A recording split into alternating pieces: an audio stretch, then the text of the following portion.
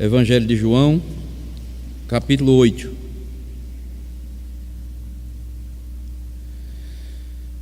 João, capítulo 8, do versículo 1 ao versículo 11. João, capítulo 8, versículo 1 ao versículo 11. Eu vou ler, os irmãos acompanham. Nos diz assim o texto. João 8, versículo 1.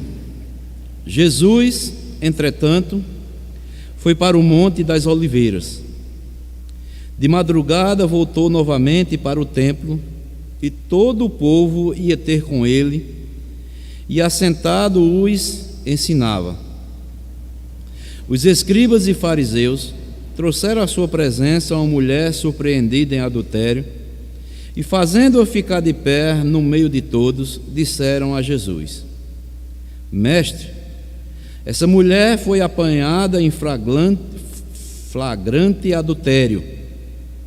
Na lei nos mandou Moisés que tais mulheres sejam apedrejadas. Tu, pois, que dizes? Isto diziam eles, tentando, para terem de que o acusar. Mas Jesus, inclinando-se, escrevia na terra com um dedo.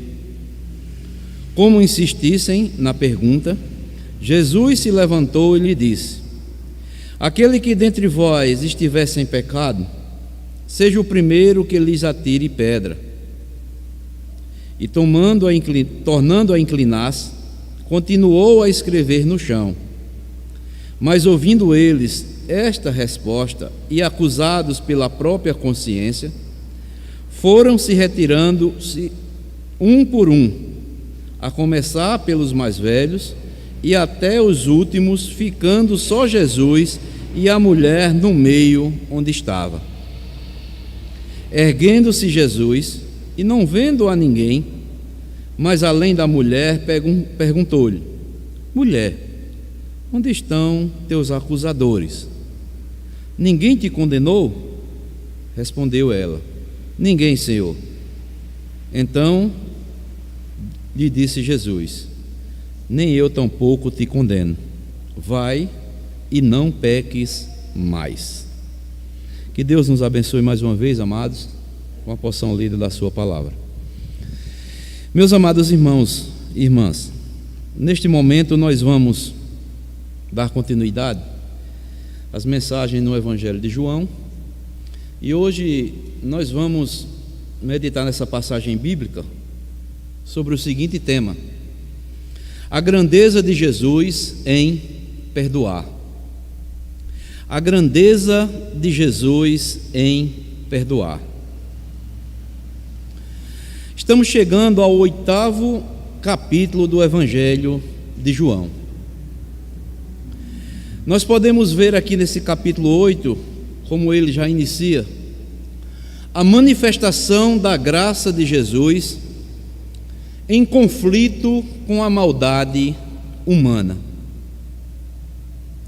Nós sabemos que a graça de Deus é um favor imerecido que Deus concede ao homem. Por causa da graça de Deus, nós somos amados por Deus de forma incondicional, e nós somos também perdoados imerecidamente. Essa passagem bíblica aqui, ou a história dessa mulher aqui flagrada em adultério, é um dos maiores exemplos do gracioso perdão de Deus àquela mulher. Como nós lemos aí no texto, Jesus, após passar uma noite no Monte das Oliveiras, Jesus volta ao templo bem cedo, com o propósito de ensinar o povo. Estando ali, os escribas e fariseus trouxeram à presença dele uma mulher que havia sido surpreendida em adultério. Está aí no versículo 2, né? E o versículo 3. De madrugada voltou novamente para o templo, e de novo o povo ia ter com ele, e assentado os ensinava. Os escribas e fariseus trouxeram à sua presença uma mulher surpreendida em adultério, e fazendo-o ficar de pé no meio de todos. Então, eles colocam a mulher de pé no meio do povo pelo qual Jesus estava ensinando, e chegam para Jesus, como diz aí o versículo 4 e o versículo 5, o seguinte: Mestre, esta mulher foi apanhada em flagrante adultério. Na lei, nos mandou Moisés que tais mulheres sejam apedrejadas. Tu, pois, o que dizes, mestre? Amados irmãos, e como nós vemos a seguir aqui no versículo 6, isso foram palavras maliciosas para ver se Jesus, lhe tropeçava em algum ensinamento da lei. Mas duas observações nós podemos ver aqui como palavra introdutória. A primeira é a seguinte: de acordo com a lei, está lá em Levítico capítulo 20, versículo 10, Deuteronômio 22 e versículo 22, de acordo com a lei, ambas as partes culpadas deveriam ser apedrejadas, e não apenas a mulher. Se a mulher foi flagrada em adultério, onde estava o seu amante? Ele também deveria ser julgado, era para estar ali junto também com aquela mulher. E segundo, qual era o objetivo, a segunda observação que podemos fazer? Qual era o objetivo dos escribas e fariseus em trazer este assunto para Jesus? A verdade é que os escribas e fariseus, como Jesus dizem lá no sermão de Mateus, no capítulo 23, eles eram hipócritas. Eles não se importavam com a situação daquela mulher, mas queriam apenas um motivo para acusar Jesus contra a lei. Está aí no final do versículo 6, Versículo 6, a primeira parte. Isto diziam eles, tentando para terem de que o acusar. E é interessante. Aí acontece o seguinte: Jesus, porém, não lhes respondeu. Ele se inclinou-se, e passou a escrever na terra com o dedo. Os fariseus insistiram a pergunta, e Jesus vai lhe responder. No versículo 7, Jesus diz: aquele que dentre vós estiver sem pecado, seja o primeiro que lhe atire a pedra. E é interessante, Jesus, com esta resposta dada aos escribas e fariseus, quando estava experimentando Jesus, e eles estavam agindo totalmente contrário à lei de Deus, Jesus confronta os fariseus com duas verdades. Eles quiseram que Jesus, tropeçasse em alguma palavra ou algum ensinamento da lei, mas eles eram quem estavam tropeçando. Primeiramente, a primeira verdade que Jesus vai mostrar para eles: eles que acusavam a mulher, eles eram quem primeiramente deveriam executar a sentença. Está lá em Deuteronômio, no 17:7, diz o seguinte: a mão das testemunhas será a primeira contra ele para matá-lo. As primeiras, eles disseram que não viram, que não foi pega em flagrante adultério. Então eles não deveriam nem perguntar a Jesus, era para eles terem agido, mas eles não fizeram. Segundo a lei de Moisés, As testemunhas de acusação, ou os acusadores, era quem deveriam atirar as primeiras pedras no réu, e depois todo o povo apedrejava nos dois, não apenas em um. Por isso que Jesus diz: aquele dentre vós que estiver sem pecado, que atire a primeira pedra. Mas, em segundo lugar, eles que acusavam a mulher, eles deveriam ser perfeitos para com a lei em sua conduta sexual. Uma testemunha perante Deus não poderia o quê? Estar agindo com a conduta contrária aos ensinamentos da palavra de Deus. Lembre-se que Jesus já tinha ensinado a eles acerca do adultério. Não era apenas consumar o ato, mas Jesus ensinou lá no Evangelho de Mateus, já havia ensinado a eles, que não era preciso consumar um ato para se tornar um adultério. Apenas se você olhasse com olhar impuro, você já cometeria adultério. E Jesus sabia que aqueles homens eram cheios de adultério também. Eles deveriam agir primeiramente, atirando a primeira pedra, porque eles eram as testemunhas ou os acusadores, mas eles também perante a lei deveriam estar o quê? Limpos, com a consciência tranquila, que não estavam praticando o mesmo pecado que aquela mulher. E a pergunta ficou no ar, e Jesus voltou a escrever no chão. Mas no versículo 9 diz o seguinte: mas ouvindo eles, olha que coisa interessante, esta resposta, e acusados pela própria consciência, foram se retirando-se um por um, a começar pelos mais velhos até os últimos, ficando só Jesus e a mulher no meio onde estava. Eu acho interessante que João, ele coloca um detalhe aqui interessante. Mas ouvindo eles esta a resposta, e acusados pela própria consciência, mostrando também que eles estavam agindo de forma adúltera também. Eles não eram puros, né, em suas relações sexuais. Eles eram também impuros.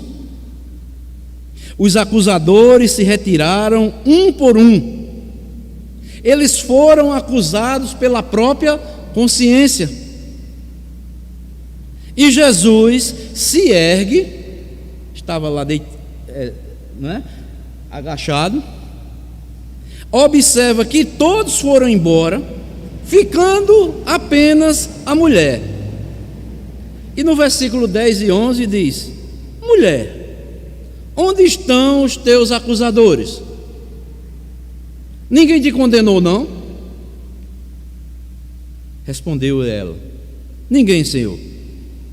Então lhe disse Jesus: nem eu tampouco te condeno.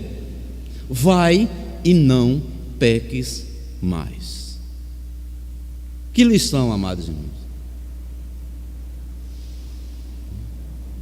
Diziam-se conhecedores da lei, os escribas e fariseus,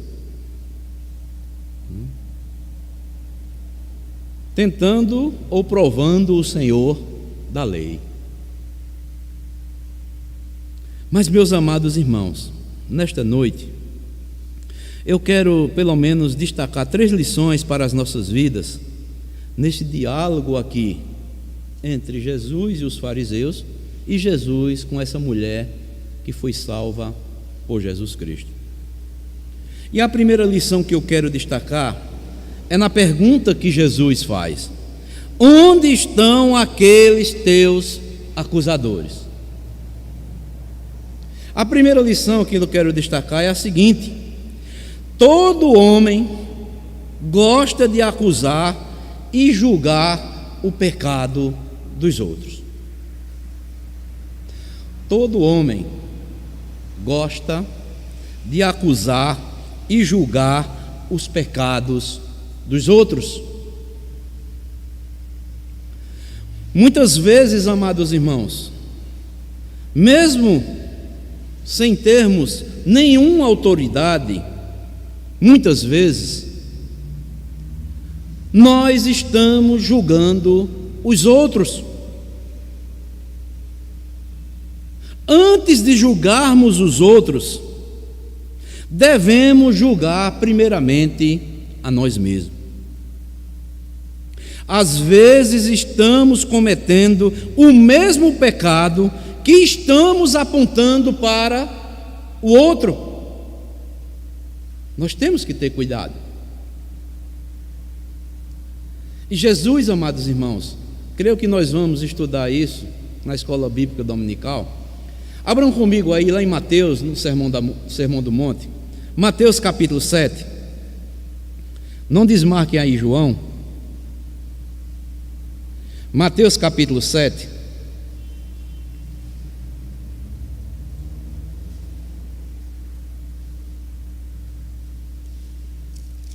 Veja o que é que Jesus vai dizer. Versículo 1 ao versículo 5. Eu vou ler. Não julgueis, para que não sejais julgados. Pois com o critério com que os julgardes, sereis julgados. E com a medida com que tiverdes medido, vos medirão também. Porque vês tu o argueiro no olho do teu irmão, porém não reparas a trave que está no teu próprio? Ou como dirás a teu irmão: deixa-me tirar o argueiro do teu olho, quando tens a trave no teu? Hipócrita, tira primeiro a trave do teu olho, e então verás claramente para tirar o argueiro do olho do teu irmão.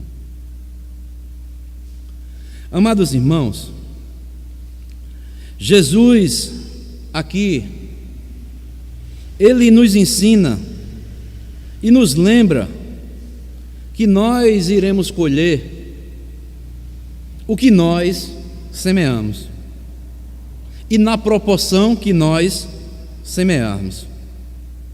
Se julgarmos os outros, podemos ter uma certeza que um dia nós também seremos julgados pela mesma causa, se nós estivermos agindo hipocritamente. Se perdoarmos também, nós seremos perdoados. Se não perdoarmos, nós também não seremos perdoados.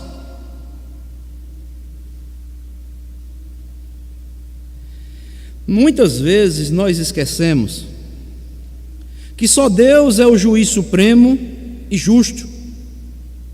E quando pronunciamos algum juízo, é como se estivéssemos assumindo o lugar de Deus.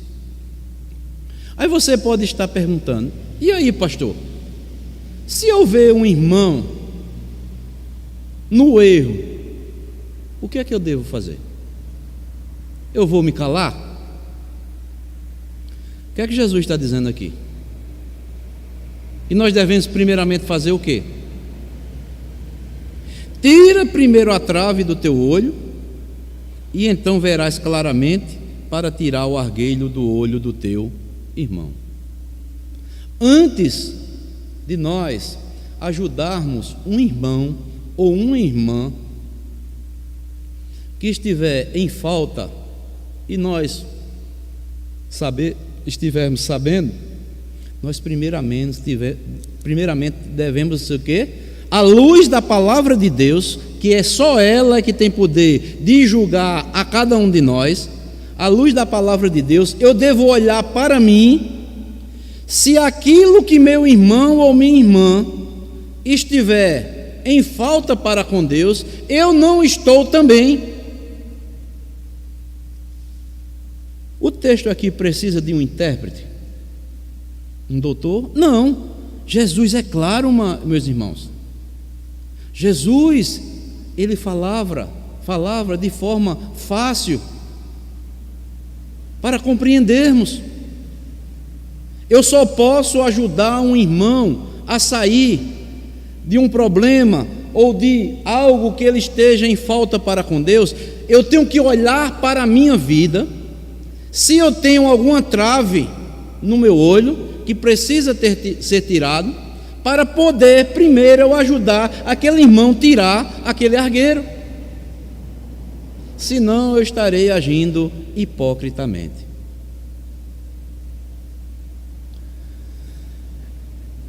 Conta-se uma história, viu? Que certa vez uma mulher mudou-se com toda a sua família para outra cidade. E chegando ali na nova residência, a mulher limpou a casa com seu esposo, asseou toda a sua casa, limpou, colocou toda a mobília na sua casa, tudo bem. Só que essa mulher, ela tinha um costume de observar a vida dos vizinhos. E no outro dia seguinte, logo no outro dia, ela olhou para a janela da sua casa e viu uma vizinha dependurando roupas no varal que acabara de lavar. E aquela mulher chamou seu esposo e disse: marido, venha cá, dê uma olhada aqui nessa janela e veja só, que roupa mal lavada. E o marido calado ficou. E a mulher insistiu a segunda vez, insistiu a terceira vez. E a mulher, falando que a roupa da mulher que estava lá estendida no varal, como é que uma mulher lava uma roupa e a roupa fica suja daquele jeito, não sabe nem lavar roupa. Então o marido se levanta e diz: mulher, vem cá.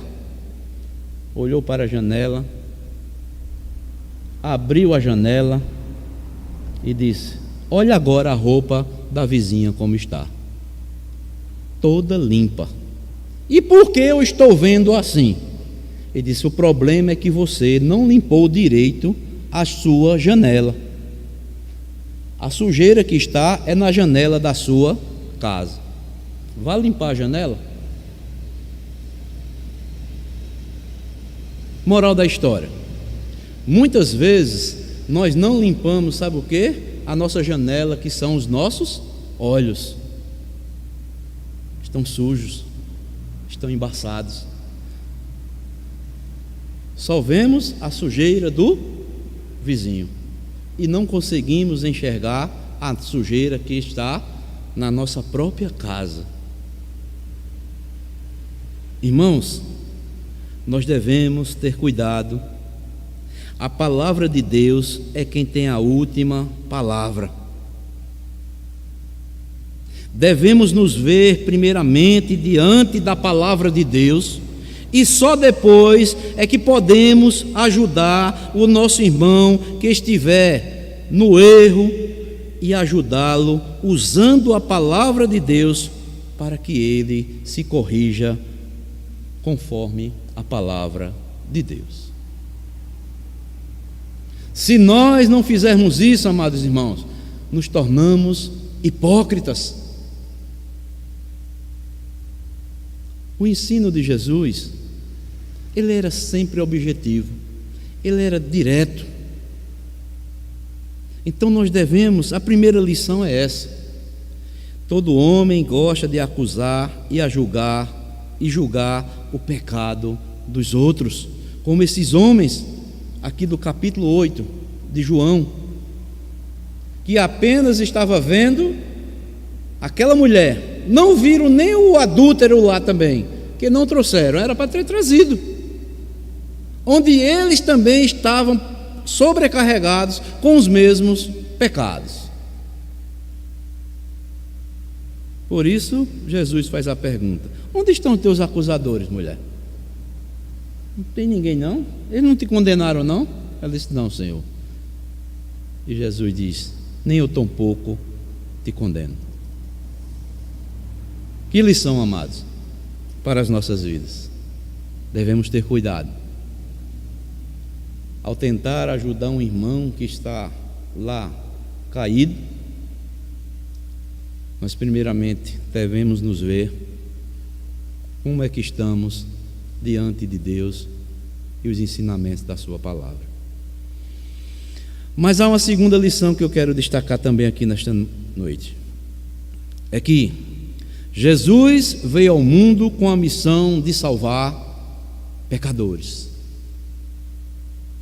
Jesus disse: nem eu tampouco te condeno. Lá em João 3, versículo 17 e versículo 18, diz que quem crê em Jesus Cristo, ele recebe o perdão e está livre da condenação eterna. Há um conceito interessante que distingue graça e misericórdia. Graça é receber o que não é merecido, e misericórdia é não receber o que nós merecemos. Jesus derrama graça e misericórdia sobre aquela mulher pecadora, como um dia também derramou sobre a minha e a sua vida, porque a missão de Jesus no mundo foi esta: salvar pecadores. Eu acho interessante aqui que a mulher aqui, ela não abre a boca, só quando Jesus se dirige a ela. Ela reconhecia, ou reconheceu o seu erro. Por isso que Jesus disse: eu não te condeno, vai e não peques mais. Realmente ela estava em adultério. Jesus a perdoou. Um escritor bíblico disse o seguinte, e eu achei interessante. Ele disse o seguinte: alguém disse que quando entregamos a Deus todos os nossos erros e fracassos, Ele os joga no mais profundo mar, e ainda coloca um aviso dizendo: proibido pescar. Ele não quer que continuemos dragando os nossos pecados. Perdoou, está perdoado. Ele joga no mais profundo mar e ainda coloca um aviso dizendo: proibido pescar, porque Ele não quer que continuemos dragando os nossos pecados. Amados irmãos, sejamos sinceros. Muitas vezes nós não ficamos até com pesar e lembramos de tantos pecados passados que nós ficamos até envergonhados. Isso é verdade ou não é?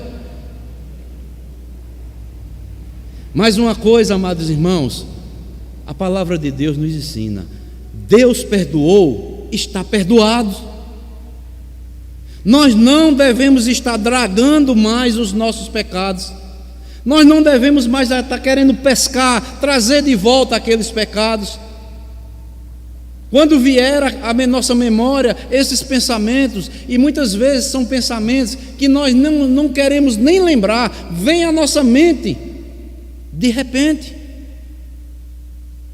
Mas nesse momento nós temos que dizer: eu sou perdoado por Jesus Cristo. Esses pecados não me condenam mais, porque Cristo pagou por todos estes meus pecados. Isso é que é perdão. Essa é a missão que Jesus veio realizar aqui na terra: salvar pecadores. Esta é a segunda lição que eu quero destacar nesta noite. Mas também a terceira e a última lição que eu quero destacar é a seguinte: Jesus diz à mulher, versículo 11: respondeu ela: ninguém, Senhor. Então lhe disse: nem eu tampouco te condeno. Vai e não peques mais. O perdão que recebemos de Jesus Cristo nos motiva a viver uma vida de santidade. Vai e não peques mais. Todo aquele que é perdoado verdadeiramente, ele tem o desejo de cada vez mais viver uma vida de santificação. O verdadeiro arrependimento, amados, é demonstrado pela mudança de mente e de conduta.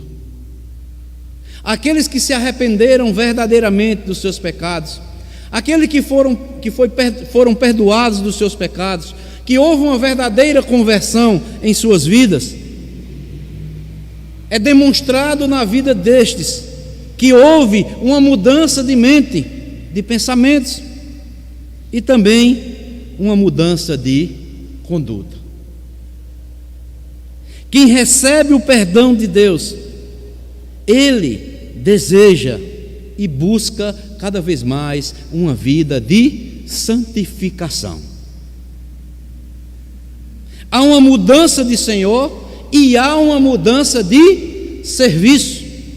Antes servíamos o reino das trevas, antes servíamos o Senhor das trevas, agora nós servimos o Senhor Jesus Cristo, o Senhor da luz.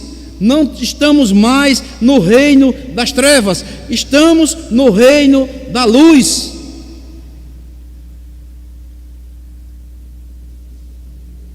E há um irmão aqui que experimentou isto muito bem na sua vida e ensinou por todas as igrejas onde passou. Este homem se chama o apóstolo Paulo.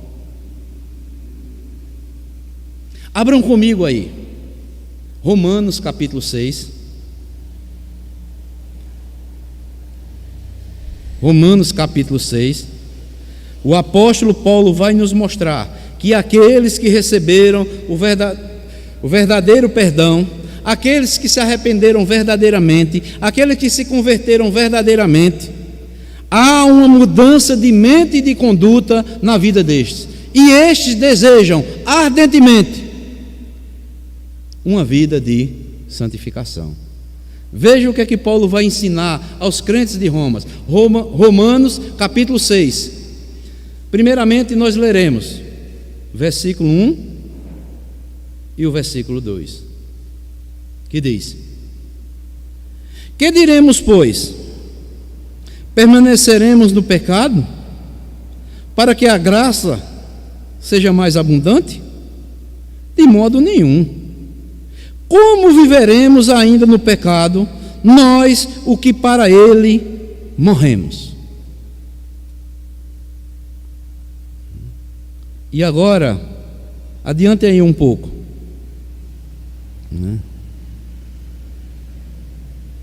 versículo 17 ao versículo 23 do mesmo capítulo. Veja o que é que Paulo vai dizer: mas graças a Deus, porque outrora, veja só, escravos do pecado, contudo vieste a obedecer de coração a forma de doutrina a que fostes entregues. E uma vez libertados do pecado, foste feitos servos da justiça. Falo como homem, por causa da fraqueza da carne. Olha a recomendação que Paulo vai dar agora. Assim como oferecestes os vossos membros para a escravidão da impureza e da maldade para a maldade, assim oferecei agora os vossos membros para servirem a quê? A justiça para a santificação. Versículo 20: porque quando eres escravos do pecado, estáveis isentos em relação à justiça. Naquele tempo, que resultado colhestes? Somente as coisas de que agora vos envergonhais, porque o fim delas é o quê? A morte. Que foi que nós lucramos? Que resultado nós tivemos na nossa vida de pecado lá atrás? Paulo vai dizer aqui, somente as coisas que agora envergonham vocês próprios. Agora, porém, libertados do pecado, transformados em servos de Deus, tende o vosso fruto para santificação e, por fim, a vida eterna. Porque o salário do pecado é a morte, mas o dom gratuito de Deus é a vida eterna em Cristo Jesus, nosso Senhor. Então, meus amados irmãos, o perdão de Cristo, quem é perdoado, quem recebe o perdão de Cristo, quem já passou pelo verdadeiro arrependimento, uma verdadeira conversão, há uma mudança de mente e de conduta radicalmente na vida dele ou na vida dela. Como eu falei anteriormente, há uma mudança de Senhor e de serviço. Se Jesus é o nosso Senhor, devemos consagrarmos totalmente a Ele a nossa vida em santificação, em separação, cada vez mais do pecado. Antes nós éramos escravos do pecado e servíamos exclusivamente ao pecado. E Paulo diz: da mesma forma, com a mesma aptidão que você serviu o pecado, sirva agora a justiça e busque cada vez mais a santificação. Aquele prazer que você tinha em pecar, tenha prazer em viver cada vez mais uma vida que glorifique e uma vida santificada diante do Senhor. Por isso que Jesus disse àquela mulher: mulher, vai, eu te perdoo, não te condenei. Agora vai e não peques mais.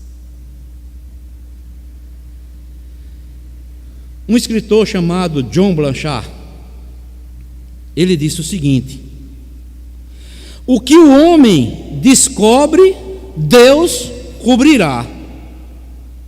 O que o homem cobre, Deus descobrirá. Quando nós reconhecemos que somos uns miseráveis pecadores, vemos a miséria que nós somos, quanto pecado há em nossas vidas, descobrimos toda a nossa vida, porque diante da palavra de Deus nada pode ficar encoberto. Deus vem e nos cobre com o sangue do seu Filho. E aquilo que o homem cobre, Deus descobrirá. Não adianta esconder nada de Deus. É melhor você se expor e receber o perdão. Aquela mulher não negou o seu adultério. Ela reconheceu que era uma mulher que foi pega em adultério. Por isso que Jesus lhe perdoou. Porque ela não negou, mas o sangue de Jesus Cristo cobriu a vida daquela mulher, como também cobriu toda a nossa vida, toda a nossa miséria de pecado. E Deus olha para mim e para você hoje e não vê nenhum pecado, vê a justiça de Cristo sobre as nossas vidas. O sangue que foi derramado, o sangue precioso de Jesus Cristo sobre as nossas vidas. Por isso que João, lá na sua primeira carta, ele vai dizer que o quê? O sangue de Jesus nos purifica de todos os nossos pecados. O que nós cometemos, passado, presente e futuro, porque o crente verdadeiro, o convertido verdadeiro, ele quando peca no presente, ele confessa, não esconde nada de Deus. Por isso que o próprio João diz na sua carta: filhinhos, digo que não pequeis. Mas se pecarmos, temos um advogado junto ao Pai, que Ele é fiel para nos perdoar. E se dissermos que não temos pecado, estamos fazendo dele mentiroso. Mas se pecarmos, devemos confessar, e o sangue de Jesus nos purifica de todos os nossos pecados.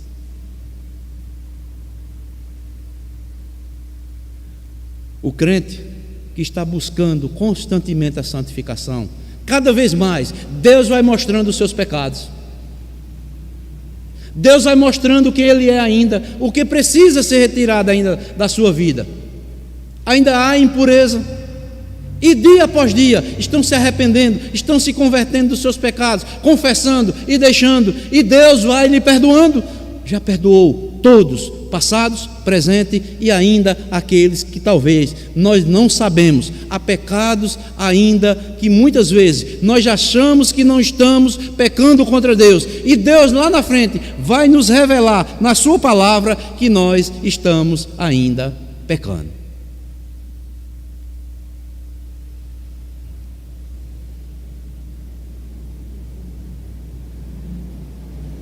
Aquela mulher pecadora foi o alvo da graça de Deus, assim como fomos também um dia perante Jesus Cristo.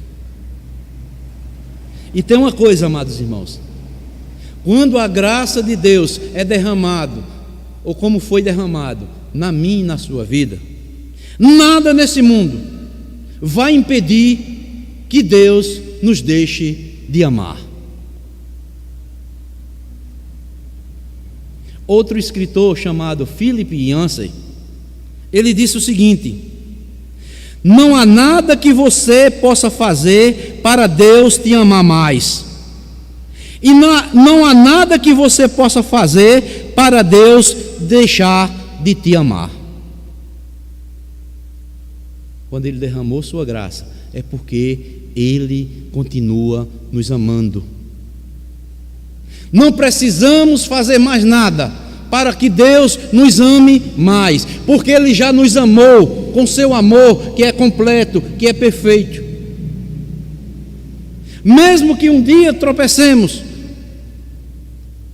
isso não vai deixar de Deus nos amar, porque Ele sabe, Ele nos conhece, que nós nos curvaremos diante dEle e nós confessaremos os nossos pecados, nada ocultaremos a Ele, pediremos perdão e seremos perdoados por Ele, porque Ele já nos amou, porque o amor de Deus, Ele é perfeito.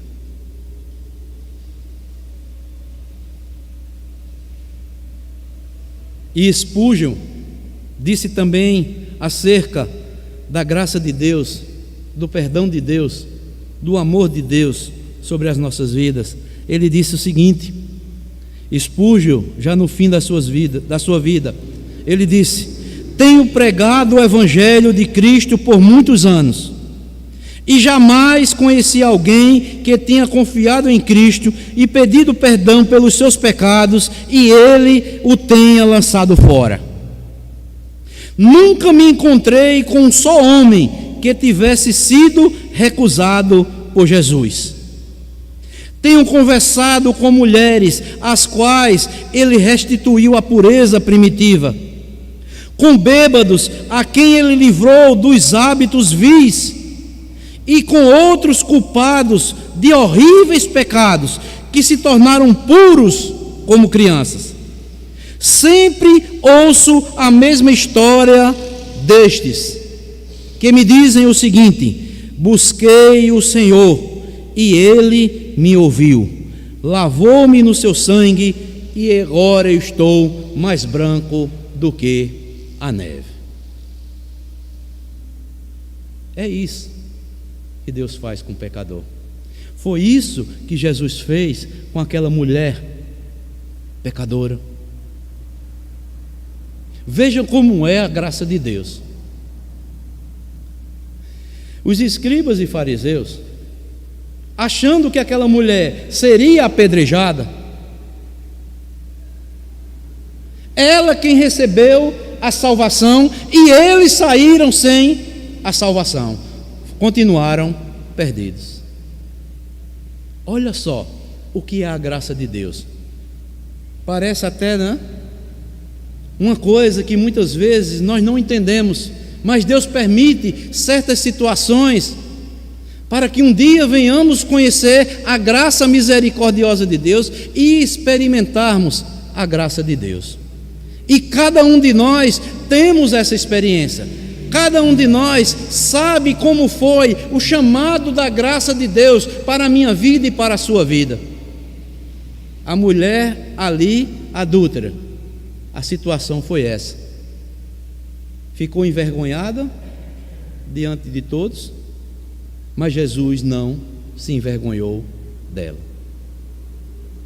Então, meus amados irmãos, são essas 3 verdades que eu trouxe para nós compartilharmos nesta noite.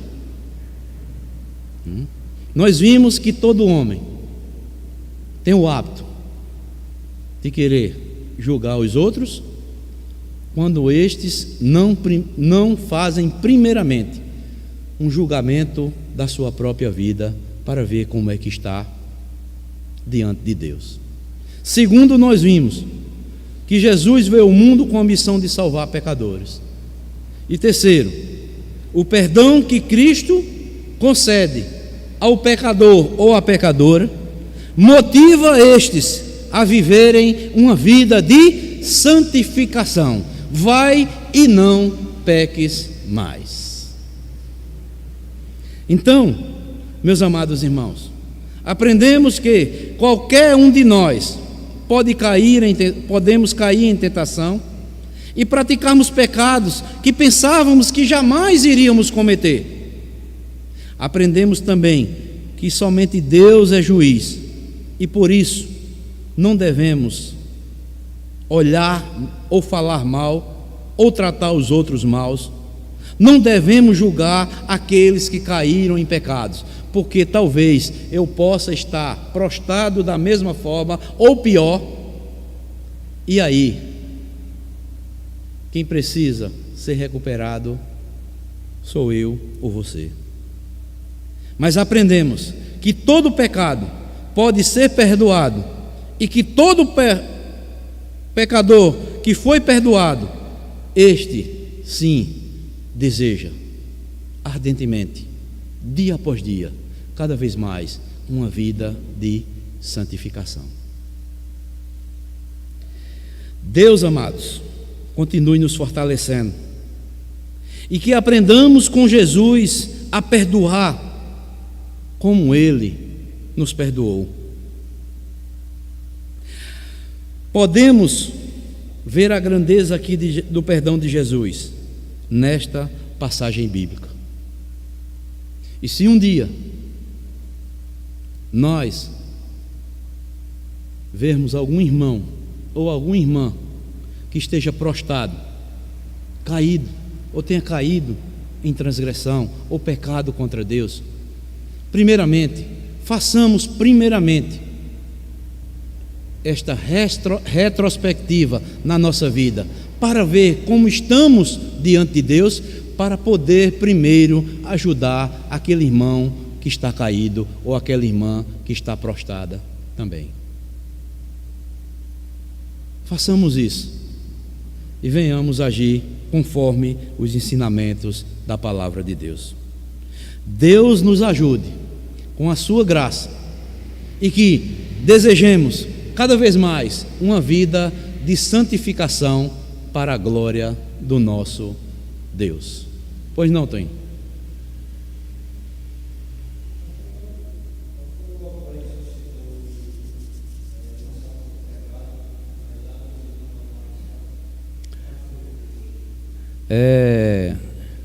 Rick Warren. Alguém disse que quando entregamos a Deus todos os nossos erros e fracassos, Ele os joga no mais profundo mar. Então coloca um aviso dizendo: proibido pescar. Ele não quer que continuemos dragando os nossos pecados. Pois não.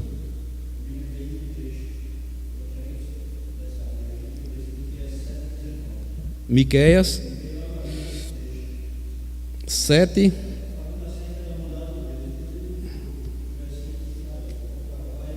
Uhum.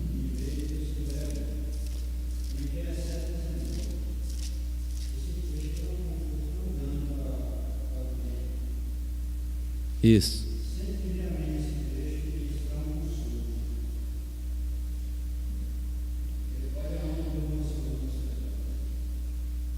Tornará a ter compaixão de nós, pisará aos pés as nossas iniquidades e lançará todos os nossos pecados nas profundezas do mar.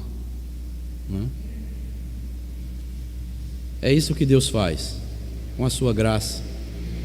E nós sabemos aqui, o contexto que Miqueias, conviveu. Se os irmãos lerem o capítulo 7 aqui, não há diferença dos tempos em que nós estamos vivendo. A corrupção moral que estava fluindo no meio do povo de Deus em Israel. Mas Deus diz: tornará a ter compaixão de nós, pisará aos pés as nossas iniquidades e lançará todos os nossos pecados nas profundezas do mar. E um versículo também interessante que eu quero chamar a atenção é o versículo 7 de Miqueias também, que depois dele fazer uma análise de como estava a nação de Israel, o povo estava vivendo, olha o que é que ele diz, Miqueias: eu, porém, olharei para o Senhor e esperarei no Deus da minha salvação. O meu Deus me ouvirá. Estes são aqueles que estão vivendo uma vida que glorifica o nome de Deus, uma vida de santificação. O mundo pode se acabar, o mundo pode estar envolto de corrupção, a roubalheira pode estar grande. Lê esse capítulo 7 aí, o início, para você ver como é que estava. Os príncipes recebendo suborno e tantas outras coisas, como nós vemos nos nossos dias, a violência, e tantas outras coisas estavam acontecendo. Mas eu olharei para o Senhor, o meu Deus me ouvirá. Sabe por quê? Porque Ele é a minha salvação. E é isso, amados. As coisas estão difíceis, continuarão difíceis, mas nós nunca deveremos olhar nem para a direita nem para a esquerda. Temos que olhar para o autor e consumador da nossa fé. Ele é o autor e o consumador. Ele nos dá a fé e Ele vai consumar essa fé na nossa vida. Por isso que Judas diz que a fé que é dos eleitos. Então, amados, louvado seja Deus, que Ele nos concedeu essa fé. Ele é o autor da nossa fé e Ele há de consumar tudo aquilo em que nós depositamos a nossa fé, a nossa vida, todo o nosso ser. Que Deus nos abençoe, que Deus nos fortaleça pela sua graça todos os dias em que estivermos ainda aqui nesta terra peregrinando, porque nós somos peregrinos, nós somos forasteiros. Há um novo céu, há uma nova terra, há uma nova pátria, há uma nova Jerusalém, em qual habitará justiça. Então, amados, Deus abençoe a todos, em nome de Cristo, amém.